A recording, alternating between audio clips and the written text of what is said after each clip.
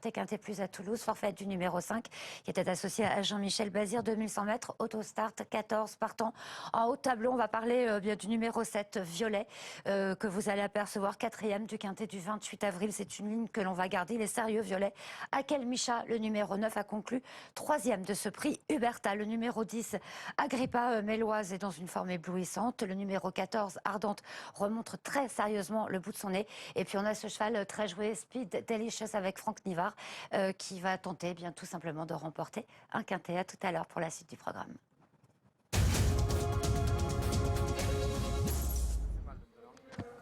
Les hits lors de ce quintet plus, un quintet assez intéressant, même si on n'a pas de base en béton avant le coup. On a un favori qui est assez logique dans l'ensemble, c'est Speed Delicious, avec un petit point d'interrogation puisqu'il n'a pas couru depuis plusieurs semaines.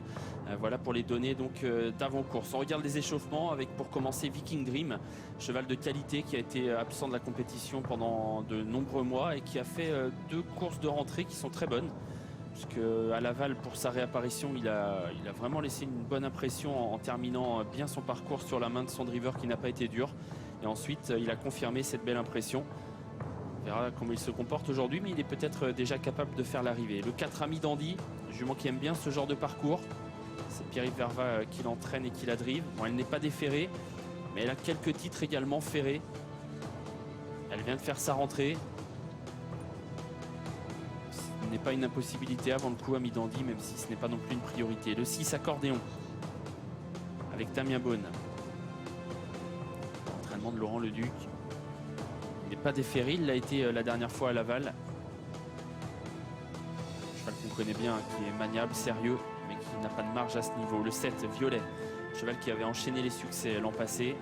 Il a pris des gains, c'est désormais une catégorie un peu plus forte, il a moins de marge. Il est meilleur droitier que gaucher, mais la dernière fois, il a fait l'arrivée à Vincennes.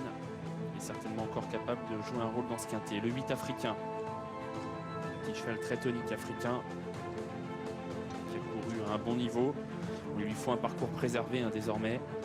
Si ça roule un peu et qu'il sait qu'il réussit à se faire emmener, pourquoi pas une place pour Africain. Akel Micha, le 9, qui aime bien ce genre de parcours. Qui a des œillères descendantes, vous le voyez. Lui qui reste sur de bonnes courses, il est revenu en bonne forme. Alors il a un numéro complètement à l'extérieur, il a gagné tout de même un rang après le forfait d'Agora du Goutier. Il va falloir voir comment ça se passe pour lui, mais avec un bon parcours, il fait partie des lauréats potentiels de cette course. Agrippa Méloise, le 10. Elle reste sur une victoire. Sur la petite piste, elle a moins de réussite, on y reviendra sur la grande piste. Mais elle est en forme. David Thomain la connaît bien, c'est une jument sérieuse, courageuse, qui va essayer de faire de son mieux une nouvelle fois et qui devrait, si elle a un bon parcours, intégrer la bonne combinaison du quintet. Le 12, Kizi, qui aura pour lui d'être déféré des 4 pieds aujourd'hui. Il a été souvent des antérieurs ces derniers temps. Bon, il a parfois laissé des impressions favorables en France, mais ses derniers parcours sont un peu moins bons. D'où cette cote assez élevée. Le 13, Virgule Senserie. Jument imposante physiquement. On voit que son partenaire Alexandre Abrivard la lance un petit peu. C'est plutôt une jument de tenue à la base, donc il va falloir essayer de la booster, de la rendre un peu plus tonique peut-être que d'habitude. Elle va essayer de s'adapter à ce tracé de vitesse avec une chance d'outsider avant le coup. Et puis voilà le favori, c'est important de le voir s'échauffer. Speed Delicious. Un peu froid à l'allure du 8. C'est un cheval qui n'est pas un cheval qui arrache les bras de son driver en général. Donc on ne va pas trop s'inquiéter du fait qu'il a fallu un tout petit peu lui demander pour avancer. L'interrogation avec lui réside dans le fait qu'il n'a pas couru depuis quelques semaines. C'est un entraînement qui peut préparer des chevaux même après quelques semaines d'interruption. Est-ce que c'est le cas pour Speed Delicious? Ça reste une question un peu en suspens, même si avant le coup on a quand même pas mal de choses positives dans sa candidature. D'ailleurs, Anthony, vous avez des infos sur le favori Speed Delicious? Oui, exactement. J'ai pu parler avec son entourage et on me disait que le cheval était en belle condition, en condition avancée pour tout vous dire. Donc le cheval devrait bien courir. Et j'en profite, Anthony, je suis à côté de Mathieu Abrivard qui présente le numéro 14, Ardente Duclos. On sera en piste tous les deux. Mathieu, j'imagine que vous avez dû avoir beaucoup de regrets dernièrement sur l'hippodrome de Toulouse. Ouais. J'ai eu un coup de mou à mi-virage et après j'ai perdu un peu de temps. Et du coup, pas mes aises pour finir. Mais bon, à peu près dur. On disait que c'est une course ouverte aujourd'hui, un quintet ouvert. Est-ce qu'avec son numéro 14, elle qui aime bien attendre, elle est capable de placer sa pointe de vitesse finale avec un wagon qui se profile à l'extérieur? Ouais. Ouais, elle aime bien aller devant aussi. Hein. Elle s'en moque un peu. 2100, elle aime bien en tout cas, c'est sûr. Donc on va bien voir comment ça se court. La piste est assez grasse, donc à mon avis, il va pas falloir être trop loin. On va bien voir. Si on peut aller devant, on va y aller. Est-ce que sur sa valeur, pour les téléspectateurs et parieurs qui nous regardent, on peut la tenter en simple gagnant par exemple? Bah, vu que c'est ouvert, c'est pas évident, mais normalement, elle va rentrer dans le quintet si tout se passe bien. Au niveau du 8, pas de problème tout à l'heure? Ouais, elle fait pas grand-chose. Merci Mathieu. Elle aime bien les parcours de vitesse, Ardente Duclos, et le déféré des 4 pieds, elle a très rarement déçu. Parce que Mathieu Abrivard cible bien ses courses avec elle. Et quand il la défère, c'est que l'engagement est visé, c'est que la jument est en forme. C'est le cas aujourd'hui, elle peut gagner hein, si vraiment tout se passe bien. Maintenant, comme d'autres, elle n'a aucune marge. Ce sera une question de déroulement de course. 6,30 €, hein, c'est l'une des favorites. Alors qu'elle se rend désormais vers les aires de départ. Et peut-être va-t-on la voir dans quelques instants justement accélérer et prendre un petit départ. On s'intéresse à Agrippa Méloise rapidement, c'est le numéro 10. Agrippa Méloise en forme. Hein. Jument entraînée par Pierre Belloche. Très courageuse, assez sympa, assez maniable dans l'ensemble. Elle est capable, quand elle est préservée en début de parcours, de faire 500-600 mètres très vite. Et en dernier lieu, ça lui a souri, puisque la jument de Pierre Belloche a réussi à gagner sa course sur la petite piste dernièrement, en trottant 13-1, sur un parcours qui se prête désormais à faire de très bons chronos. Elle avait été accrocheuse, elle avait lancé une banderille dans la ligne d'en face. C'est elle qui avait en fait lancé la course véritablement. Et vous allez voir que même si elle est très sollicitée, elle répond bien. Et elle va être courageuse pour aller au bout de son effort. Ange de Lune était deuxième. On avait Virgule Sensery hein, qui se classait cinquième, qui court aujourd'hui. Agrippa Méloise donc qui ce jour-là avait pu aller au bout pour s'imposer dans un bon temps. Alors le problème c'est qu'on était sur la petite piste et que sur la grande piste elle a moins de réussite. Pour l'instant ses stats sur la grande piste ne sont pas très bonnes et c'est ce qui peut un peu inquiéter avant le coup. Est-ce qu'elle est désavantagée par le profil de la grande piste? Est-elle plutôt une jument de piste plate? C'est possible. En tout cas, ses stats pour le moment ne plaident pas vraiment en sa faveur en ce qui concerne la grande piste. Et Anthony, vous avez quelques infos au sujet d'Agrippa Méloise. Oui, exactement, parce que quand j'ai vu son profil en préparant ce quintet, Anthony, c'est vrai que je me posais la même question concernant la grande piste. J'ai pas pu parler avec Pierre Belloche qui n'est pas présent sur l'hippodrome de Vincennes, mais j'ai pu parler avec ces hommes de confiance qui préparaient Agrippa Méloise et ils m'ont dit qu'il n'y avait aucun problème concernant la grande piste avec elle. C'est surtout ce soir le problème, le numéro en deuxième ligne, le numéro 10. Il va falloir qu'il y ait du train pour qu'elle puisse revenir. C'est la seule interrogation, on me confie au niveau de son entourage. Il faut aussi savoir qu'elle a très bien récupéré de ses efforts parce que par 2 fois sur 2850 mètres, elle a marché une 13 et fraction. Et elle semble s'améliorer avec le temps, Agrippa Méloise. En tout cas, elle fait des belles valeurs hein, depuis un moment et elle les répète. Une jument sympa en tout cas, sur qui on peut compter en général, même si vous l'avez compris, donc il faudra inverser la tendance sur la grande piste aujourd'hui. Elle partira derrière ce cheval qui est à l'image, c'est Viking Dream, trotteur puissant, qui a été absent hein, longtemps de la compétition, qui semble se retrouver après 2 parcours de rentrée. Et lui aussi, il nous pose des problèmes, Anthony, car ces 2 courses de rentrée sont très bonnes après une longue absence. Son entraîneur driver Arnaud Maillard me disait que le cheval travaillait bien à l'entraînement, mais qu'il pouvait encore manquer de compétition, cette fois-ci dans ce quintet où il va devoir s'élancer du numéro 1. C'est pas forcément un grand démarreur, même s'il a déjà bien réussi sur le parcours par le passé, mais avec un numéro 2 derrière la voiture. Donc il m'a dit, a priori, vu la forme et ce qu'il monte le matin, je serais vraiment ravi d'être 4-5e. En attendant d'éventuelles participations ailleurs et pourquoi pas une meilleure forme. Très bien. De toute façon, l'enjeu pour lui, hein, évidemment, c'est et pour Arnaud Maillard surtout, c'est de faire en sorte que son cheval reste en bonne forme parce qu'il a du potentiel et que s'il arrive à justement ne plus avoir de problème de jambes, ça pourrait être intéressant dans les semaines, dans les mois qui viennent, étant donné qu'il a été 1 an tout de même sans courir et qu'il est forcément un peu en retard de gain. Uranie Duglet, numéro 2. Petite jument qui a de la vitesse. Hein. Elle va se plaire sur ce tracé. Le numéro est bon pour elle parce qu'elle n'a pas de marge à ce niveau et il vaut mieux faire le petit parcours. Oui, exactement. Et Junior Gelpa, son entraîneur driver, me confiait, Anthony, qu'elle est arrivée il y a 5 jours en région parisienne pour préparer cette épreuve. Il était très heureux. Il me disait c'est une petite victoire déjà d'avoir un bon numéro dans cette catégorie. Après, il faut que tout se passe bien. Mais au niveau de la forme et du voyage, pas de problème à signaler de ce côté-là. Oui, ça fait d'elle une possibilité assez intéressante, au moins pour les places dans ce quintet, à 20 contre 1. Uranie Duglet, qui est une jument donc à l'aise sur les tracés réduits.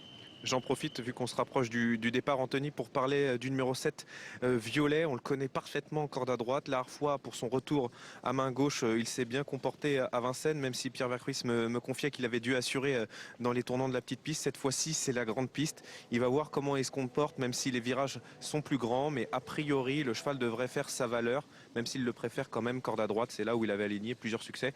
11, il me semble, l'an passé. Violet qui vient de faire l'arrivée donc ici à Vincennes, ce qui est plutôt rassurant pour la corde à gauche sur les 2008 de la grande piste. Ce jour-là, il était juste derrière Akel Micha, qui courait bien parce qu'il était battu par Azzaro Deva et Bourbon Somoli, qui seraient certainement les favoris s'ils étaient présents aujourd'hui. Il était venu comme pour être deuxième et puis Bourbon Somoli était reparti un peu sous son nez et Akel Micha s'était contenté de la 3e place devant Violet. Donc Akel Micha qui réussit bien sur ce parcours des 2100 mètres, il a des titres. Et sachez d'ailleurs pour info que lorsqu'il est déféré des postérieurs sur ce tracé, eh bien c'est très bien puisqu'il n'a jamais déçu. En 3 tentatives sur les 2100 de la grande piste, déféré des postérieurs, c'est 2 3e places et une victoire pour Akel Micha, qui fait partie des chevaux capables de gagner. Ils sont plusieurs dans ce cas. C'est difficile de détacher vraiment un cheval avant le coup. Alors que la voiture a accéléré, qu'on a un cheval qui est en retard. Qui est en retard là-bas, c'est Tsunami. Allez, ça va être compliqué parce que Tsunami est en première ligne avec le 3 et là on va avoir un problème. Ouais, faux départ. On a entendu le starter prévenir les différents drivers. Tsunami qui n'était pas présent derrière la voiture, je ne sais pas ce qui s'est passé. En tout cas, il était très loin et il avait un numéro en première ligne, donc c'était impossible pour lui de revenir chercher sa place.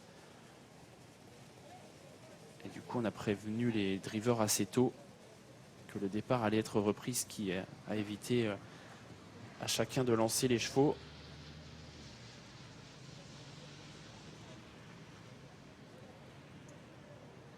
Le voilà, Tsunami, ancien représentant de Sébastien Garato. Il a fait une rentrée à Cordemais. On ne sait pas trop où il en est, ce cheval, qui avait montré des moyens, pas mal de vitesse. Mais bon, il a été absent tout de même longtemps. Et il a 2 parcours seulement dans les jambes où on n'a pas vu un cheval capable de briller pour l'instant à ce niveau. Donc on peut attendre un peu, pourquoi pas, avant de lui faire confiance. Même s'il est sur un parcours qui ne lui déplaît pas. Un parcours de vitesse. Voilà Violet, trotteur puissant, origine Jean-Pierre Dubois pour ce trotteur, fils de Love You et La Rouge. Il a enchaîné les succès corde à droite. Il est moins à l'aise corde à gauche, mais vient de faire l'arrivée ici à Vincennes sur la grande piste, qu'il retrouve aujourd'hui. Sa cote baisse un peu. C'est l'entraînement d'Ogé Postumus, un entraîneur hollandais.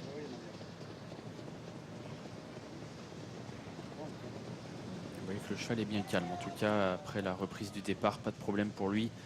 Ardente Duclos était un tout petit peu tendu tout à l'heure, mais c'est une jument qui est assez près du sang comme ça, donc ce n'est pas très étonnant.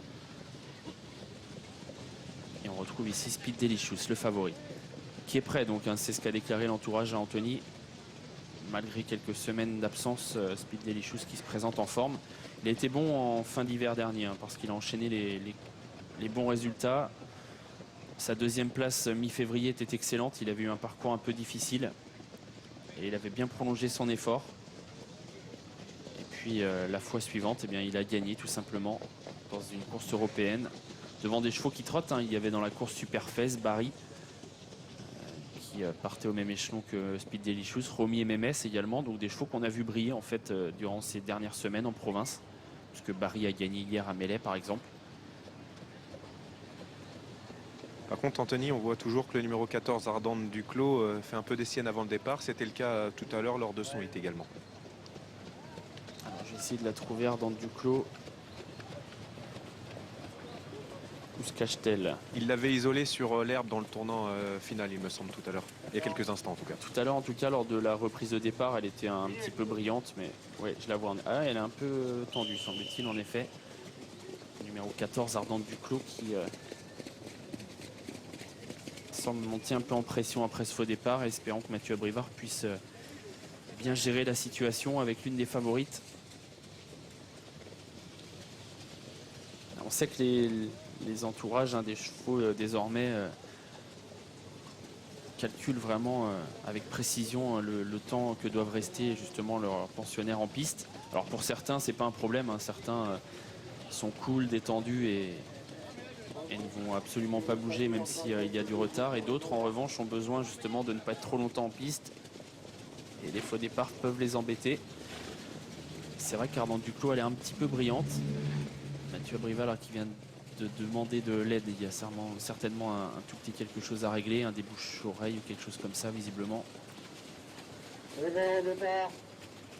départ est de nouveau imminent. Il a arrêté de pleuvoir hein. Après la première course, l'orage est passé. La piste est un petit peu mouillée, mais ça n'a pas l'air très méchant. Un tout petit peu collante peut-être par endroits plus que d'habitude. Alors que Tsunami fait un peu de bêtises. Et Ardente Duclos également, il me semble, Anthony. Ouais, un peu tendu, Ardente Duclos. Un peu Mathieu tendu. Abrivard l'a repris juste avant le départ. Tsunami un peu tendu lui aussi. Le favori qui va venir coller au dernier moment, Speed Delicious. Et le départ est désormais imminent.